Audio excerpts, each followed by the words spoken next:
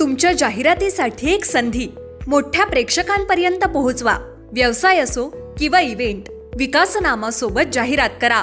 स्क्रीनवरील नंबरवर आजच संपर्क करा। विकासनामा, तुमचा आवाज, तुमची जाहिरात। तसंच विकासनामाला सबस्क्राइब करा आणि अपडेटेड रहा। वहाड येथील जिल्हा परिषद शाळेच्या शाळा व्यवस्थापन समितीमध्ये नियमबाह्य आणि बेकायदेशीरपणे सदस्यांची निवड करण्यात आली होती। तसंच या समितीमध्ये चुकीच्या पद्धतीनं अनेकांचा सहभाग करण्यात आला होता। तर काही व्यक्ती अशा आहेत की ज्यांच्यावर 12-13 गुन्हे दाखल असताना या कमिटीमध्ये सहभाग करण्यात आला होता। नियमबाह्य पद्धतीनं चुकीच्या पद्धतीनं कमिटीनं नियुक्त करण्यात आली होती। ही बाब लक्षात येताच रायगड जिल्हा परिषदेच्या सदस्या सौ निकिता निलेश खारकर यांनी प्रशासनाकडे पाठपुरावा केला। संदर्भात त्यांनी पनवेल पंचायत समितीच्या सभापतींना अधिकृत पत्र लिहून सध्याची बेकायदेशीर समिती तत्काळ बरखास्त करण्याची मागणी केली होती। त्यानुसार समिती पूर्णपणे बरखास्त करण्यात आलेली आहे। त्यामुळे त्यांच्या पाठपुराव्याला मोठं यश मिळालंय। वेगवेगळ्या कमिटीमध्ये त्यानुसार पालक आणि लोकप्रतिनिधींना स्थान देणं आवश्यक होतं, मात्र भलतेच लोक कमिटीवर बसले आणि शाळेचं वाटोळं करायला घेतलं।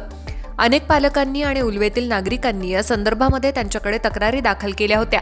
त्यानुसार त्या ॲक्शन मोडवर गेल्या आणि त्यांनी पत्रव्यवहार करायला सुरुवात केली आणि त्यांना या ठिकाणी पालकांकडून आनंद व्यक्त केला जातोय आणि नवीन समिती स्थापन करण्याची मागणी केली जातीये।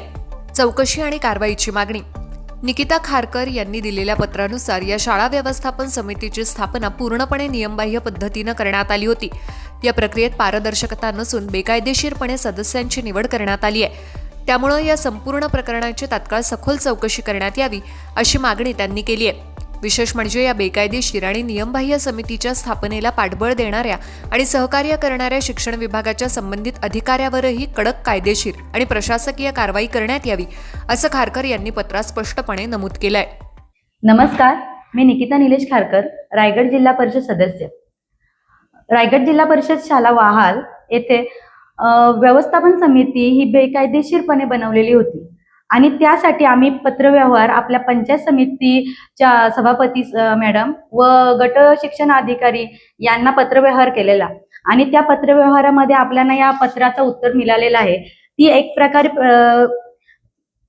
कमिटी बरखास्त झालेली आहे आणि त्या बरखास्ती मागे आम्ही पाठपुरावा करत हा पत्र मिळवलेला आहे।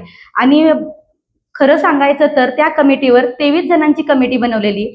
त्या कमिटीवर मुलांचे पाल्य कमी आणि गावातली लोक जास्त भरलेली होती आणि त्या गावातल्या लोकांची 12-12, 13-13 गुन्हे त्यांच्यावर होते। त्यांना बाल विकास तज्ञ म्हणून तिथे कमिटीवर घेतलेले होते।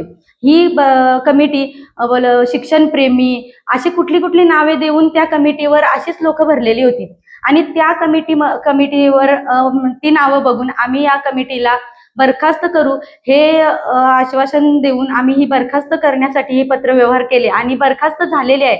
माझं तात्काळ त्या शिक्षकांना विनंती आहे की आता जी कमिटी ही बरखास्त झालेली आहे ती बरखास्त झाल्यानंतर दुसरी कमिटी जी बनवाल ती मुलांच्या पाल्यांना विश्वासात घेऊन ती नवीन कमिटी बनवण्याची विनंती करते। धन्यवाद। तुमच्या जाहिरातीसाठी एक संधी मोठ्या प्रेक्षकांपर्यंत पोहोचवा। व्यवसाय असो किंवा इव्हेंट, विकासनामा सोबत जाहिरात करा। स्क्रीनवरील नंबरवर आजच संपर्क करा। विकासनामा, तुमचा आवाज, तुमची जाहिरात। तसंच विकासनामाला सबस्क्राइब करा आणि अपडेटेड रहा।